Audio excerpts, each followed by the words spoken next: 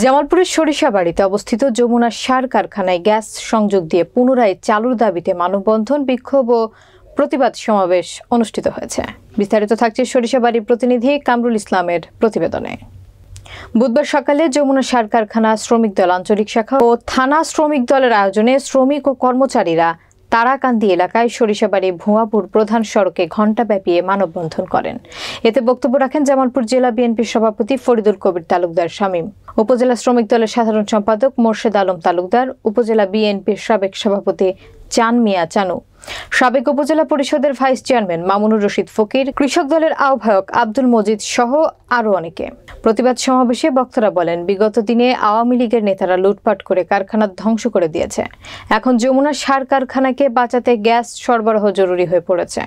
চলতি বছরের গত 15 জানুয়ারি সংকটের অজুহাতে গ্যাস সরবরাহ বন্ধ করে দেয় তিতাস কর্তৃপক্ষ। দীর্ঘ প্রায় 8 মাস কারখানায় উৎপাদন বন্ধ থাকায় যমুনার বিভিন্ন মূল্যবান যন্ত্র ও যন্ত্রাংশ বিনষ্ট হয়ে পড়ায় আশঙ্কা দেখা দিয়েছে। অনতিবিলম্বে যমুনার গ্যাস সংযোগ প্রদান না করলে বৃহৎ আন্দোলনের হুঁশিয়ার দেন বক্তারা।